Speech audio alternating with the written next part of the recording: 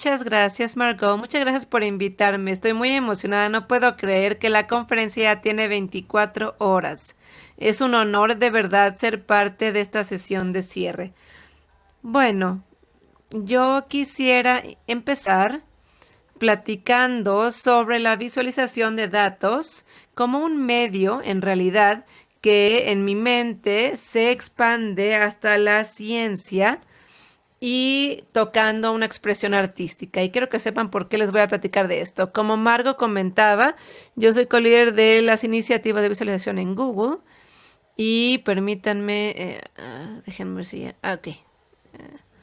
Este es mi equipo maravilloso de trabajo. Y hoy lo que quisiera platicarles específicamente es la visualización de datos. En Google hacemos mucho de esto para inteligencia artificial y hoy no les voy a hablar tanto de inteligencia artificial, más bien me quiero enfocar en la visualización de datos. Entonces, una pregunta que yo quisiera hacerles muy brevemente es, ¿qué significa visualización de datos? ¿Por qué lo hacemos?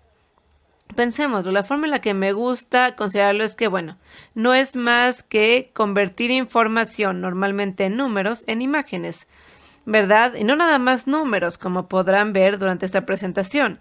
¿Por qué lo hacemos así? ¿Por qué debería preocuparnos la visualización de los datos? Bueno, resulta que nosotros los humanos somos máquinas que buscan patrones, además máquinas visuales que buscan patrones. Entonces, una vez que podemos visualizar los datos, inmediatamente sacamos ventaja de una capacidad innata que ya tenemos en nuestro cerebro, de modo que le permite a nuestro cerebro realizar muchos cálculos sin ni siquiera nosotros darnos cuenta. Es inmediato incluso a veces, ¿no? Y es por eso que la visualización de datos puede ser tan poderosa.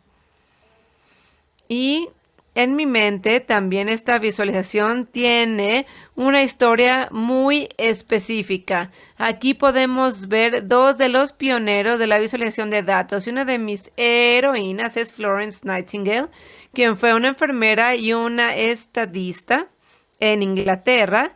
Y bueno, ella literalmente cambió la forma en la que el cuidado de la salud funcionaba debido a muchas de la recabación de datos y visualización de datos que ella ofreció con los soldados heridos en la Primera Guerra Mundial. Y bueno, muchos soldados morían en el hospital en lugar de en el campo de batalla, de modo que había problemas en el hospital. Es decir, la gente llega, se enferma peor y se muere, mucho más que en el campo de batalla. Pues resultó que ella fue pionera de la higiene, de la ventilación en los hospitales y hoy tenemos un mejor cuidado de la salud, muchas gracias obviamente a ella y algunas de las gráficas que ella creó. Ahora, William Playfair también creó las técnicas de visualización de datos, por lo menos las primeras, una gran persona también. Vamos a ver aquí, bueno, también tenemos a activistas y sociólogos. Tenemos aquí, por ejemplo, a W. Du Bois, que creó grupos de datos de la situación de los africanoamericanos en Estados Unidos alrededor del siglo, a la vuelta del siglo. Los ejemplos que yo muestro aquí fueron creados para la feria de 1900. Y lo que me parece aquí muy interesante sobre su trabajo, no nada más el contenido, el tipo de datos que compartía, sino también la estética, cómo eligió, es decir, sacó ventaja del hecho de que este fuera un lenguaje visual y muchas de sus gráficas son realmente hermosas. Y por último, tenemos al doctor John Snow, que resolvió, por así decirlo, la razón por la cual se dio el cólera, visualizando en qué punto de Londres los casos estaban dando. Bueno, quisiera pasar mucho más tiempo aquí, pero bueno, más bien quisiera decirles que hasta hoy en día tenemos una gran visualización de datos a partir del trabajo del periodismo. Tenemos aquí algunos ejemplos de El País, del New York Times, y uno de los aspectos que me parece que es muy importante apreciar es que incluso hace 10 años uno no vería las cantidades tan masivas de números que nosotros como lectores vemos a través de esta visualización, estamos expuestos a ellos. Hace décadas, en los escritorios editoriales, en los periódicos, eran muy cuidadosos en la cantidad de números que exponían a su audiencia, ¿no? Porque no querían abrumarlos. Así que hemos avanzado mucho en cuanto a permitirnos realmente exponer al público a datos complejos, a lo que es muy importante. Bueno, entonces el día de hoy quisiera empezar platicándoles sobre mi propio trabajo con Mike Weinberg y esta primera visualización es el flujo de la historia, visualización de artículos en Wikipedia. Y es un ejemplo de una creación de una visualización de datos para propósitos científicos. De modo que he aquí temas muy interesantes de cómo mostrar datos. Esto es al inicio de Wikipedia. Nadie realmente entendía que era wiki, ni siquiera cómo algo como Wikipedia podía existir, etcétera. Así que decidimos visualizarlo.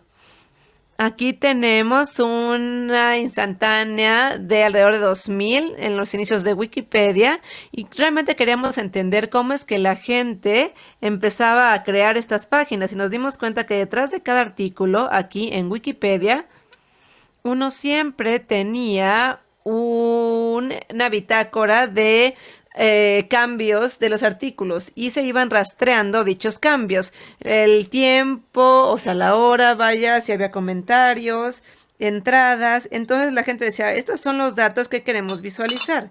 Y bueno, estos artículos a veces nos daban cientos de miles de páginas de bitácoras porque algunas de estas pues tendían a editarse de forma muy activa. Entonces, ¿cómo puedo yo visualizar algo así? Bueno, primero creamos una técnica nueva. Imaginemos que tenemos un artículo que está editado principalmente por 3 personas, Mary, Susan y Martin. Y voy a colorear cada una de las contribuciones con diferente color. Entonces Mary va a ser en naranja, Susan azul y así sucesivamente. Entonces, por cada versión del artículo yo voy a hacer una línea vertical y la extensión de esta línea es la extensión del artículo. Entonces, la versión 1 toda fue hecha por Mary, así que todo es naranja. La versión 2 llega y Susan dice, está muy bien, pero yo quisiera agregar un pequeño párrafo al final. Entonces, podemos ver aquí la aportación de Susan. Luego llega Martín y dice, se ve muy bien, pero yo creo que deberíamos recortar un poco la introducción, de modo que pueden ver que la línea naranja es un poco más corta, etcétera. Y así podemos ir viendo cómo las aportaciones empiezan a lograr que cambie este artículo original. Aquí queda más claro. Lo que también hacemos es conectar las piezas de texto que sobreviven en su totalidad con el paso del tiempo, así la versión 1, versión 2 y conectamos el texto total porque todo él sobrevivió y así sucesivamente. Entonces podemos ver brechas en donde se insertó texto. Ahora que tengo yo una visualización de cada una de las versiones de este artículo, puedo empezar a jugar de una forma muy interesante. Por ejemplo, puedo mostrar los mismos datos en tiempo real. Entonces puedo mostrarles que entre la versión 1 y 2 tomó mucho tiempo, pero entre la versión 2 y 3 no pasó mucho tiempo, fue muy rápido, así que empezamos a tener el ritmo de edición ya presentado de este modo. Lo que también puedo hacer es resaltar cualquiera de las versiones y puedo ver aquí el texto del lado de la derecha coloreado por los autores. Muy bien. Entonces ahora lo que vamos a hacer de hecho es ver una demostración de esta visualización en acción. Bueno, este es el flujo y lo que está haciendo aquí es visualizar la historia, es decir, la evolución del artículo en su diseño. Aquí en la izquierda pueden ver la lista de personas que han editado este artículo. En medio tenemos todas las versiones y en la derecha podemos ver el texto como tal. También tengo una varita mágica que puedo yo mover y a medida que la muevo podemos ver el texto cómo va cambiando en la columna de la derecha y puedo subir y puedo bajar y puedo verlo de este modo. Ahora vamos a ver algo más interesante. Cat. El artículo Cat. Bueno, a mucha gente le gusta Cat más que el diseño porque aquí lo editaron, tenemos más versiones y el artículo realmente es mucho más largo, ¿no? Que el deseado. En este caso estamos hablando de gatos simplemente. Bueno, tenemos aquí un patrón que es verde, café, pero lo que esto significa es que si vemos en la derecha hay una tabla que la gente agregó con la clase y la familia y la especie del gato y a qué no pertenece. Y lo que eso significa es que alguien agregó muchos párrafos hablando sobre el comando de Unix cat y alguien más redirigió este texto a una página 9 que se llama Cat Unix. Entonces ahora vamos a ver el artículo sobre el aborto. Es un artículo muy largo, muy extenso, pero hay algo muy interesante que nunca se había visto anteriormente. Tenemos aquí estas brechas, esos huecos negros. Y lo que esto significa es que, bueno, tengo un artículo muy largo y de pronto desaparece, se borra completamente. O aquí alguien simplemente puso el aborto es maravilloso y luego regresan y dicen el aborto es bueno. Entonces, digamos que esto es vandalismo. Se llama supresión en masa.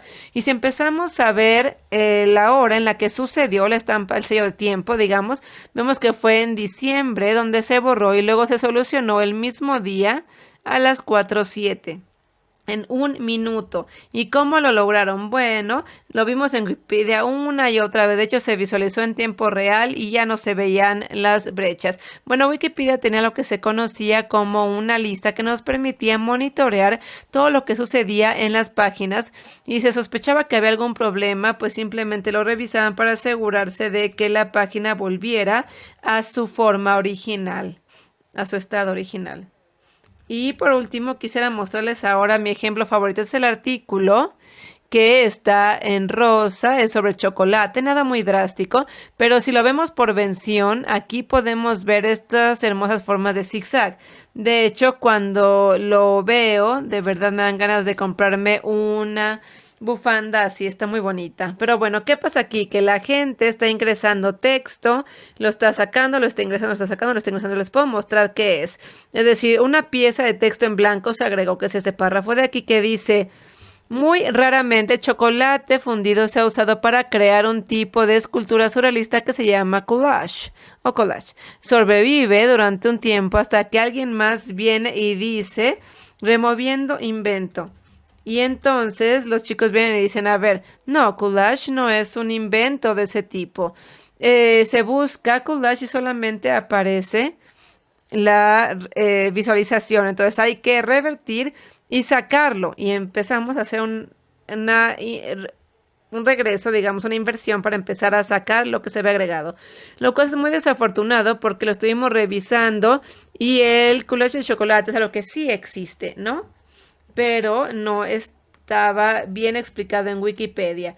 Algo que también hicimos fue deshacernos de los colores para que el texto pudiera ser oscuro simplemente. ¿Y por qué? Bueno, pues porque en Wikipedia el texto antiguo es un representante de buena calidad, es lo mismo. Y de hecho encontramos muchos pasajes que eran bastante antiguos y que digamos que le sacaba lo mejor a la comunidad. Entonces, una de las cosas que nosotros hicimos después de crear esta visualización Es bajarlo en Wikipedia y empezar a buscar los patrones existentes.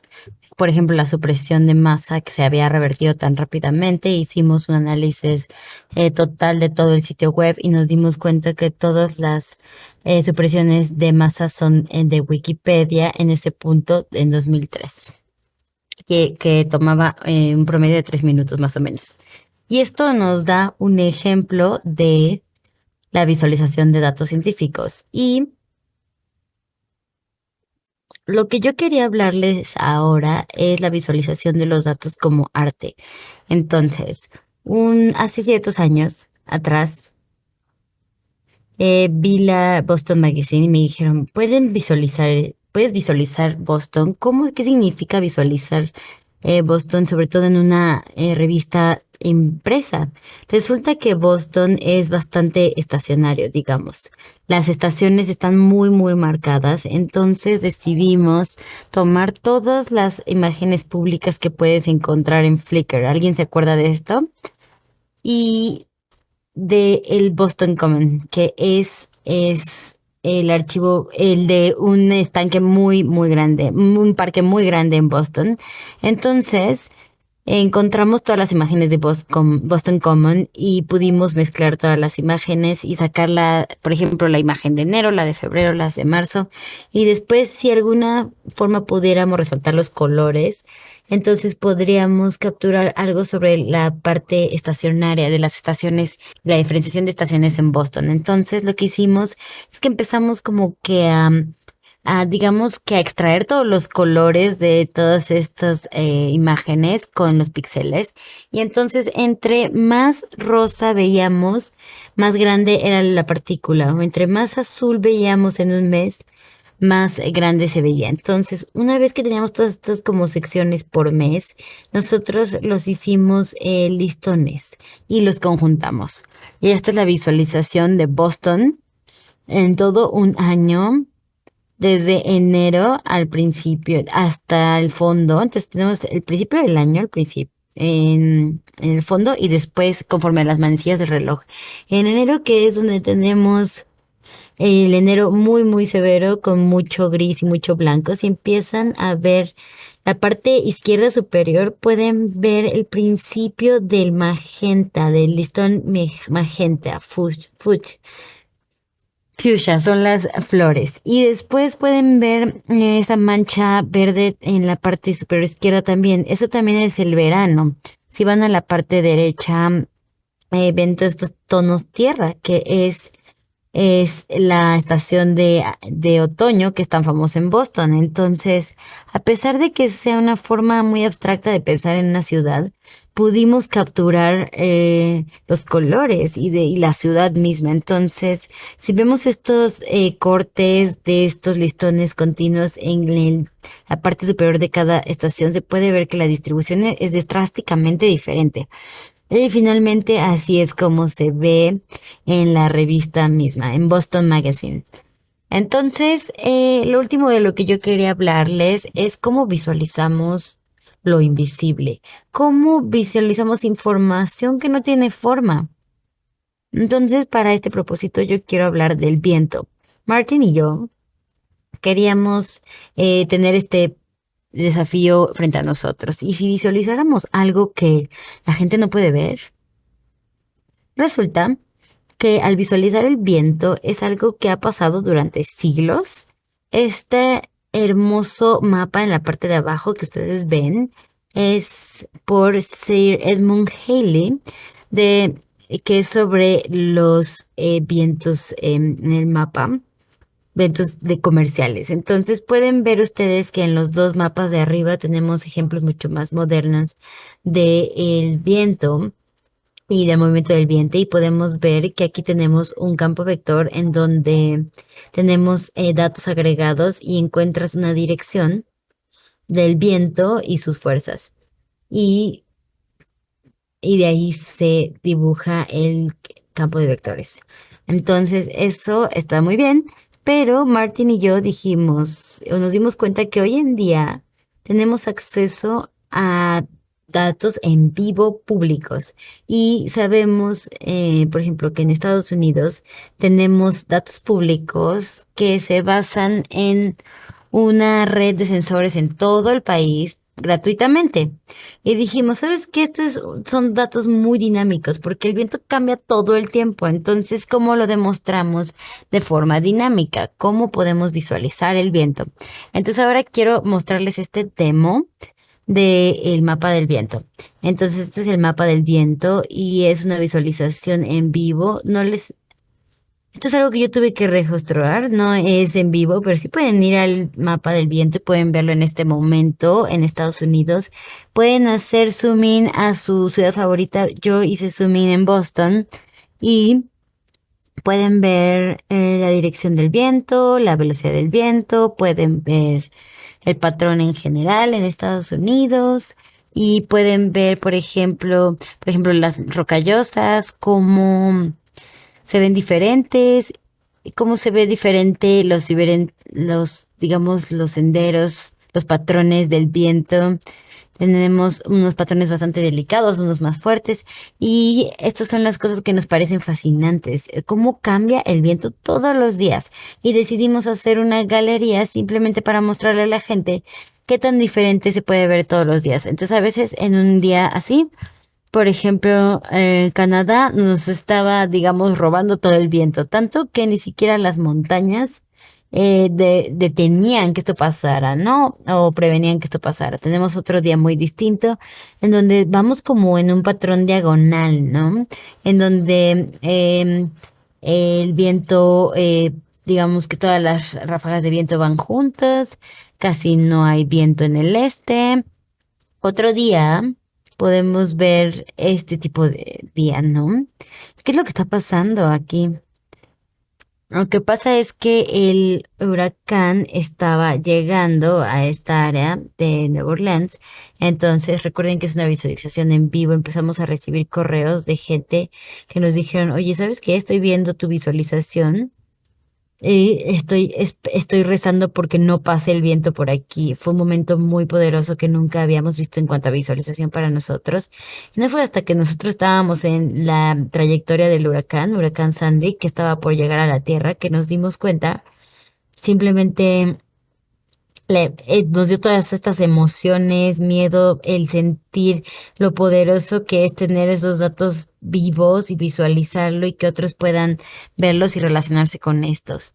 Entonces, con esto, me parece que hemos terminado con la demo y bueno, cuando piensan en esto, estos son dos ejemplos del mapa del viento. Estos es exactamente los mismos datos que se visualizaron en la visualización anterior que vieron, las que utilizaban campos de vectores, pero aquí una de las cosas que estamos haciendo es que estamos agregando mucho menos. Entonces, estamos añadiendo mucho más textura y detalle y de manera intuitiva. Creo que esto puede ayudar mucho a nuestros ojos a resolver las imágenes y los patrones de manera más rápida. Entonces, esta visualización para mucho fue la más exitosa que hemos hecho. Y entonces empezamos a recibir correos electrónicos de agricultores que utilizaban el mapa de viento para saber cuándo hacer sus cultivos, de científicos que también veían la migración de las aves, de las mariposas. Tuvimos correos de los maestros en todo el país que utilizaban el mapa del viento para que los niños entendieran también estas trayectorias del viento. Empezamos a recibir correos de pilotos comerciales y militares que nos dijeron, les dijimos, no, ¿sabes qué? No utilices por favor nuestro mapa del viento. Sí pusimos ya una declaración de no utilizar el mapa del viento para volar, por favor. Porque sí, nos daba mucho miedo porque la gente lo quería usar para todo. Entonces, después de poner esta declaración, empezamos a recibir correos así que dijeron, sí, a ver, ok, ya veo tu declaración, pero por favor, em, eh, ustedes promuevan y respeten el poder de la civilización al promover la prevención de los incendios. Entonces, algo que hay que tener en cuenta es que esta técnica, después de crearla, ahora ya se utiliza en todo el mundo para mostrar los patrones del viento de manera profesional. Esto es parte de nuestra recopilación de datos y quiero terminar con esto, porque espero que esto les haya dado un sentido de por qué queremos utilizar la visualización de los datos. La forma en que a mí me gusta pensarlo es que la visualización de los datos es como la droga común para las estadísticas. Y te lleva muy, muy lejos el hacer este tipo de estadísticas. Y por esto te da, te comunica con unos conjuntos de datos más complejos y más amplios y ayuda a elevar el nivel de alfabetización de los datos para toda una operación y creo que eso es clave, creo que eso es muy importante. Necesitamos datos más críticos y más consumidores de la información. Entonces los dejo con esta reflexión, les agradezco mucho por estar conmigo y ver la visualización de los datos junto conmigo. Gracias.